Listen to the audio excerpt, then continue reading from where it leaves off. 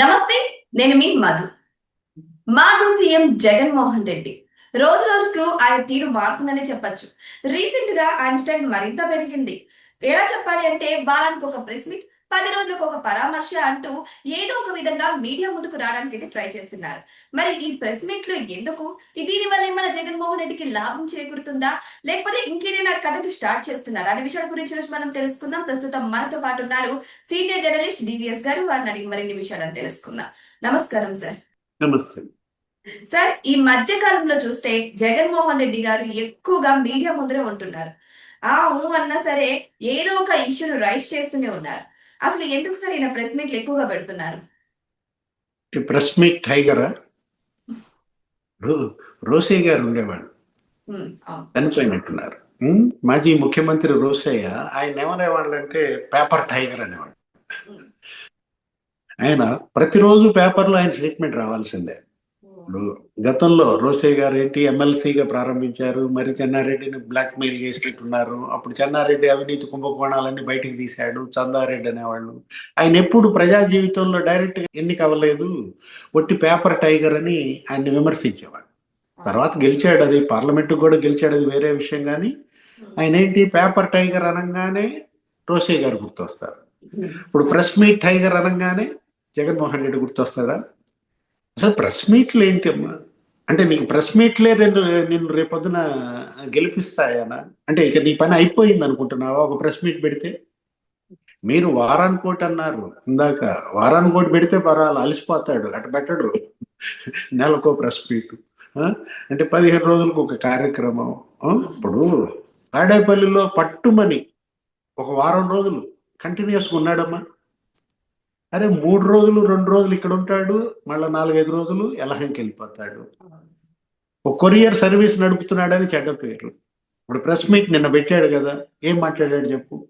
అతను సోషల్ మీడియాకి ఒక కంటెంట్ ఇస్తున్న కోసమే ప్రెస్ మీట్లు పెడుతున్నాడన్న చెడ్డ పేరు వచ్చింది. ప్రతి ప్రెస్ మీటు అబాస్పాల్. ఒక జోకర్గా మారిన జగన్మోహన్ రెడ్డి లీడర్ లక్షణాలు ఏ కోసాన కనపడతలేదు. ఇప్పుడు రాజశేఖర్ రెడ్డి, చంద్రబాబు అసెంబ్లీలో తలపడితే ఎలా ఉండేది? హోరాహోరీగా ఉండేది, యుద్ధం జరిగేది అనమాట. చంద్రబాబుని రాజశేఖర్ రెడ్డి ఏదో ఎగతాళి చేసేవాడు. చంద్రబాబు అసలు రాజశేఖర రెడ్డి మీద దుమ్మెత్తి పోసేవాడు, ధ్వజమెత్తేవాడు. అసలు ఫెరోషియస్ గా ఉండే అసెంబ్లీ టైగర్స్ అంటారు. అలాంటి దీన్ని శాసనసభ వదిలేశాడు. అసెంబ్లీలో పిల్ల. ఇప్పుడు ఏదో అంటారు, ఏది వీధిలో పులి ఇంట్లో పిల్ల. జగన్మోహన్ రెడ్డిని ఏం చెప్పాలి? ప్రెస్ మీట్లో టైగరు, అసెంబ్లీ పిల్లి అని పెడదావా? ఇదే ప్రెస్ మీట్లో నేను ఎంతసేపు మాట్లాడాడు? 2.5 గంటలు మాట్లాడాడు. ఇంత టైం ఇస్తే నేను అసెంబ్లీకి వెళ్తానంటాడు. వెళ్తే కదా టైం ఇచ్చేది, ఇవ్వంది తెలిసేది. నిన్న మాట్లాడేది మొత్తం అసెంబ్లీలో మాట్లాడు. అరే అసెంబ్లీలో మాట్లాడితే అక్కడ ఉన్న 175 మంది నవ్వుకుంటారు. లేదు కొద్దిగా లైవ్ ఏమైనా వస్తే మనం నవ్వుకుంటాం. ఇప్పుడు నువ్వు ప్రెస్ మీట్ పెట్టి మొత్తం 5 కోట్ల మందిని నవ్వించటమే పైన. ఒక కమెడియన్ గా నిన్న మాట్లాడుతూ ఏమన్నాడు? ముఖ్యమంత్రి ఎక్కడుంటే అక్కడ రాజధాని. అసలు రాజధాని అనే పదం రాజ్యాంగంలో లేదు. అబ్బో, అసలు రాజ్యాంగం మొత్తం చదివేశాడబ్బా జగన్మోహన్ రెడ్డి. ఎవరు చెప్పారు నీకు ఆ మాట? రాజ్యాంగంలో అంట రాజధాని అనే పదమే లేదంట. ముఖ్యమంత్రి ఎక్కడుంటే అక్కడ రాజధాని అంట. ఇంతకుముందు ఏ ముఖ్యమంత్రి పనిచేయాల భారతదేశంలో? ఈయనే జగన్మోహన్ రెడ్డితోనే ముఖ్యమంత్రి పదవి పుట్టిందా? ఇప్పుడు వీళ్ళ నాన్న చెప్పాడా? ఏది రాజశేఖర రెడ్డి అన్నాడు ఆ మాట? నేను ఎక్కడుంటే అక్కడే రాజధాని అన్నాడా? హైదరాబాద్ లో ఉన్నాడా?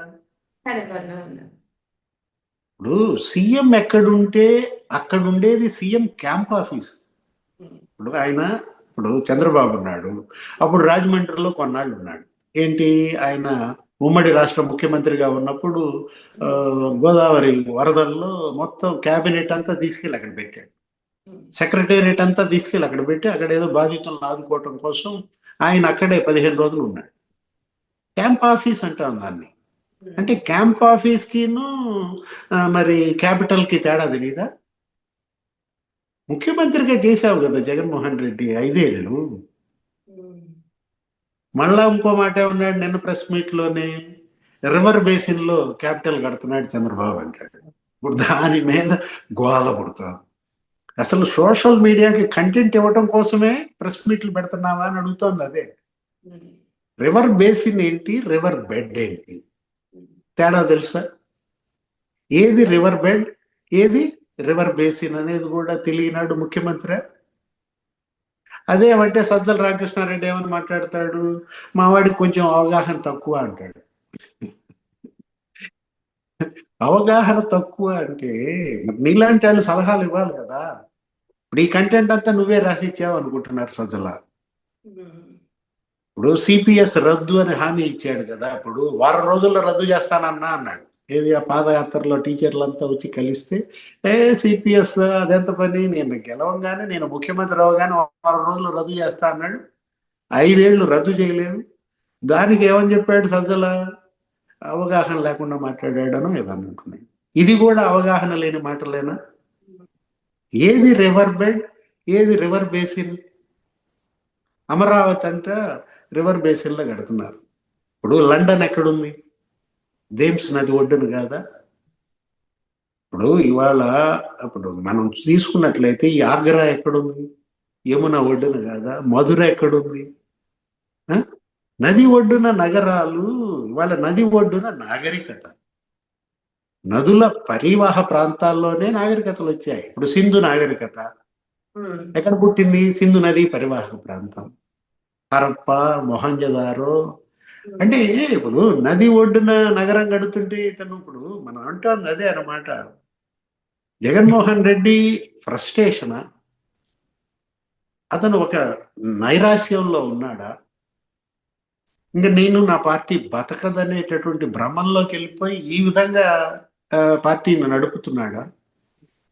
అరే మెడికల్ కాలేజీలు అంటాడు, ప్రైవేటీకరణ అంటాడు. పీపీ మోడల్కి ప్రైవేటీకరణకి తేడా తెలియకపోతే, ఇప్పుడు పబ్లిక్ అనే పదం ఆ మోడల్లోనే ఉంది.